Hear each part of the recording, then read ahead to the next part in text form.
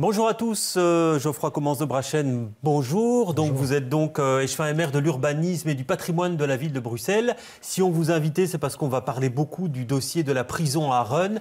Mais un mot tout d'abord sur ce chancre et ces dépôts clandestins sur un terrain privé à la Keun. Est-ce que la ville peut intervenir d'autorité pour déblayer le site ? Alors la ville peut toujours intervenir d'autorité. En principe, elle ne le fait pas, et fort heureusement, parce que nous n'intervenons pas dans ce qui concerne des tiers. Vous imaginez que si nous devions commencer à le faire systématiquement, ce serait ingérable et impayable pour les autorités. Et je rappelle que c'est toujours finalement le contribuable qui se finit par payer. Donc vous renvoyez la balle au promoteur. Alors. Donc je veux quand même rappeler qu'il y a à peine plus d'un an, nous avons délivré un permis. Il a été délivré ce permis. Et c'est au promoteur privé qu'il appartient de clôturer son terrain et de faire le nécessaire, éventuellement pour prévenir les autorités, s'il subit un dommage, si évidemment il y a ce type de dépôt, pour le prévenir et pour dire tiens, devant chez moi ou à côté de chez moi, on a été installé des choses qui ne m'appartenaient pas. Ici c'est le cas en l'occurrence, visiblement, donc c'est à lui à faire le nécessaire et à prévenir. Et qu'est-ce que la ville peut dire aux riverains aujourd'hui ? Aujourd'hui, nous n'avons plus vraiment le choix. Sur l'espace public, nous allons devoir intervenir. Nous allons essayer évidemment de trouver les responsables, voir si dans les sacs éventuellement qui auraient été déposés, nous arriverions à retrouver un nom ou quoi que ce soit. Ça, avec ma collègue Karine Lalieu, je sais qu'elle est très attentive à cela, parce qu'évidemment, il faut faire payer à la personne qui est responsable de ces dépôts le coût que représente l'enlèvement. Maintenant, dans ce cas-ci, j'espère surtout que le promoteur pourra commencer au plus vite son chantier parce que, évidemment, ça devrait faire disparaître ce qui est une forme de nuisance, ce terrain. Et là, je pense que pour la fin de l'été, on me parle du mois d'août pour le début des chantiers. Alors, un mot maintenant, plusieurs questions même sur la prison. Alors, le Collège de la Ville a donné son avis. C'est un oui, mais non.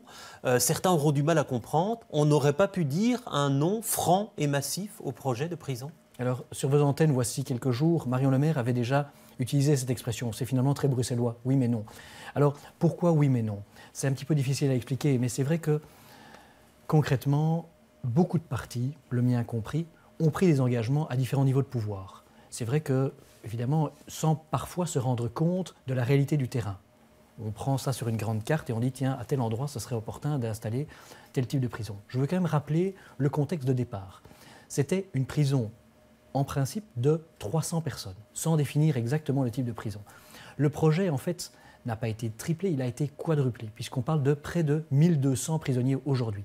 Tant pour une prison de détention qu'une maison d'arrêt.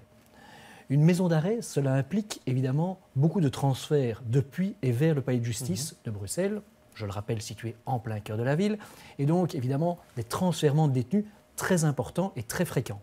Ouais. Donc ça veut dire que vous aviez envie de dire non, mais vous ne pouviez pas au vu des engagements précédents qui avaient été pris. On est dans un avis qui, et il ne faut pas s'en cacher, qui est éminemment politique. Ça, c'est clair. Un oui mais non, c'est un peu très bruxellois, vous le savez. C'est oui sur le principe, parce que nous ne sommes pas opposés à une prison et vous savez que la ville de Bruxelles a toujours pris à sa charge, a toujours essayé de faire le nécessaire pour faire en sorte qu'elle soit vraiment la capitale de la Belgique, mais qu'elle prenne à sa charge évidemment une série de fonctions qui soient liées à cette fonction de capitale. Une prison, vous me direz, ça n'est pas forcément lié à une fonction de capitale, mais nous avons toujours pris les devants, pas uniquement pour les fonctions de prison. Mais ici, ce qui est délicat, c'est que dans le cadre de ce projet, évidemment, on a dit, tiens, la ville doit prendre ceci, et puis ça a été le bras, et ça a été un peu l'épaule, et ainsi de suite. Aujourd'hui, on a l'impression qu'on charge un peu trop la barque. Ça, c'est un petit peu pour résumer les choses. Alors, nous voulions rester, parce que nous sommes des personnes de principe, voilà, nous avions donné cet accord, mais néanmoins, nous pouvons émettre des remarques, et des remarques vives, par rapport aux Harrenois. Les Harrenois ont émis des remarques qui sont légitimes. Oui. Et les Harrenois, aujourd'hui, vous demandent de dire non, en fait. Ils vous disent, ayez le courage politique de dire non. Oui. Je pense que les Harrenois, ils parviendront d'une manière, je vais être un petit peu cynique là, mais ils parviendront tôt ou tard à leur fin. Les Harrenois sont aujourd'hui aidés, soutenus tant par le barreau des avocats que par le syndicat de la magistrature, qui tous les deux ont dit d'une seule voix, écoutez, nous, tels quels, nous sommes opposés au projet de prison. Parce que, vous le savez, il y a un espèce de mini-palais de justice qui se trouve en plein cœur de la prison, en plein milieu. Et donc, évidemment, là, apparemment, ça viendrait en contradiction avec une série de règlements Et donc, ça viendrait même en confrontation par rapport à la présomption d'innocence. Donc, c'est vrai que si demain, ce complexe pénitentiaire ne répond pas aux exigences tant des magistrats que des avocats, évidemment, je pense qu'il y a une partie qui risque de ne pas fonctionner. Est-ce que vous nous dites aujourd'hui, parce que l'avis du collège est non contraignant et l'avis de la commission de concertation est non contraignant non plus, vous ne voulez pas du projet tel qu'il a été prévu initialement, et donc vous voulez quoi, une prison moins grande? Je pense que si l'État fédéral veut voir cette prison aboutir, moi je le dis comme ça, ils auraient intérêt à essayer de trouver un plan B. Moi je le dis parce qu'il risque fortement d'y avoir des recours, et des recours qui ont, me semble-t-il, des chances d'aboutir. Voilà. Ça, c'est pour le côté un peu cynique. C'est vrai qu'aujourd'hui, nous pouvons délivrer tous les permis que nous voulons. Ils sont tous attaquables, éventuellement, au Conseil d'État. Ce qu'il y a, c'est que, évidemment, aujourd'hui, nous devons sortir d'une situation de blocage qui ne bénéficie à personne, tant les magistrats que les avocats, que les Harenois. Bon, c'est une situation effectivement compliquée. Qu'est-ce qu'on est prêt à accepter et qu'est-ce que nous refusons catégoriquement? Le transfèrement des détenus est un problème. L'aménagement des espaces sur le site et autour du site sont un problème pour le moment. La mobilité, nous voulons absolument éviter que la mobilité ne passe, passe par le village de Harren, donc exclusivement par le boulevard de la Holue, mais il y a également la problématique, comme je le disais, du mini-palais de justice. Alors, est-ce que c'est une question qui sera intégrée dans cet avis ou pas? Est-ce que, voilà, ça fait partie évidemment des questionnements, c'est remis dans les considérants, ce sont des questions qui sont posées. Mais il y a évidemment également la charge financière pour les autorités. Vous savez qu'il est possible, dans certaines prisons, de s'inscrire dans les CPS, donc pour les prisonniers de s'inscrire dans le CPS de la commune sur laquelle ils sont emprisonnés. Et donc, nous ne voulons pas que ces 1200 prisonniers, demain, viennent à la charge du CPS de Bruxelles. Mais également, pour le transfèrement des détenus, si, imaginons, il y a encore un piquet de grève dans la prison, nous ne voulons pas que ce soit à la police de Bruxelles de commencer à compenser. Ouais. Mais ça, on peut toujours vous le promettre. Hein. Rien ne dit qu'au moment même, effectivement, il n'y aura pas un coût supplémentaire pour la ville de Bruxelles. On imagine mal que ça ne coûte rien du tout à la ville de Bruxelles, l'implantation de cette prison. Et c'est là où, justement, nous demandons des engagements écrits, si possible, vraiment pour dire il faut arrêter de donner des charges financières supplémentaires. Ce sont, et je le rappelle, aux habitants de la ville de Bruxelles exclusivement de payer cela. Ça commence à faire beaucoup. Et donc le plan B, c'est pas de prison à cet endroit-là, ou une prison plus petite, une prison différente? Je pense que si l'État fédéral était parti, et j'entends des voix de part et d'autre qui y pensent en tout cas, qui réfléchissent à cette voie, si nous pensions à une prison un peu plus petite, une prison de détention, donc sans le transfèrement des détenus, et par ailleurs une autre prison, mais là je fais une suggestion à titre personnel, je pense qu'effectivement on ferait baisser considérablement la pression sur ce terrain et que ça deviendrait plus acceptable. Il faut quand même revenir sur le fait qu'au départ on prévoyait une toute petite partie d'un site qui devait être construite.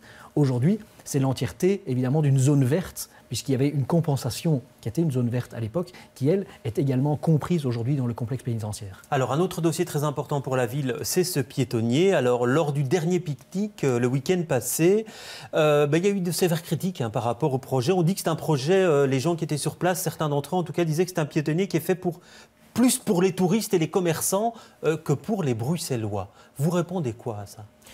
Écoutez, je pense qu'on peut toujours écouter les remarques, et il y a des remarques qui sont légitimes. C'est vrai qu'on pourra toujours nous dire que le projet n'est pas assez abouti, le projet mérite d'être encore amélioré. Je crois qu'à un moment donné, il faut se lancer. Il y a un risque, effectivement. Nous en sommes conscients, et croyez bien que ça a été étudié à plein de niveaux, bien plus que certains ne le laissent penser. Mais aujourd'hui, nous devons faire aller au concret, voir sérieusement, sur le terrain, en taille réelle, comment est-ce que ça peut fonctionner. Nous sommes prêts. Qu'est-ce qui pourrait changer à l'issue de la phase test de 8 mois, en fait? Parce que bon, la surface du piétonnier restera la même, c'est le plan de circulation autour qui pourrait changer. Est-ce que fondamentalement, vous avez 10 000 solutions possibles? Il y a des solutions. Il y a des solutions que nous n'avons pas encore mis sur la table, mais nous ne sommes pas fermés, nous ne sommes pas obtus. La ville de Bruxelles est toujours à l'écoute. Nous allons constater dans les faits comment la zone évolue. Et donc nous allons voir dans ce laps de temps, nous ne voulons pas faire un timing sur 2 semaines ou 2 mois. Nous devons voir sur un certain laps de temps comment est-ce que les gens s'adaptent et comment ils évoluent en fonction de ce piétonnier. Et évidemment, nous ferons les corrections nécessaires. Nous ne sommes pas complètement fous, nous avons envie d'avoir un plus beau centre-ville demain qu'aujourd'hui. Et donc, effectivement, nous sommes très conscients des risques et nous allons les corriger. Alors ça veut dire que dans les 4 projets de parking souterrain qui sont prévus pour l'instant, vous dites que la ville n'est pas obtue, elle pourrait revoir ce chiffre-là à la baisse et donc ne pas construire autant de parkings souterrains que ceux qui sont annoncés? Je veux quand même rappeler que cela a fait l'objet d'un consensus. Le consensus, c'était de dire, voilà, c'est vrai qu'on va libérer la ville des voitures, mais moi je ne suis ni du lobby bagnole, ni du lobby vélo. Moi j'essaie de faire le consensus entre tous. C'est vrai que maintenant, on entend plus tel ou tel lobby qui parce qu'il hurle plus fort, voilà, se fait peut-être entendre. On entend par ailleurs d'autres voix qui vont exactement dans le sens inverse. Nous devons faire un consensus, mais nous devons surtout développer un projet. Et un projet qui puisse être développé en une législature, donc, parce que sinon rien ne se fera. Sur les parkings souterrains, ça reste indispensable, vous persistez, vous signez. Je pense que les parkings souterrains s'imposeront si demain il y a une réalité économique pour cela. S'il y a des demandes, s'il y a des sociétés qui sont prêtes à les construire, effectivement, je pense que c'est sur base d'une demande. Ils ont évalué le coût de telles installations et donc ils ont également essayé de voir la rentabilité de ceux-ci. S'il y a une rentabilité, ça pourra se faire. Alors, vous me dites également que ça va libérer le centre de la voiture. Alors, certains opposants disent que l'étude Technum parle d'augmentation de 60% de la circulation dans le Pentagone à cause du piétonnier.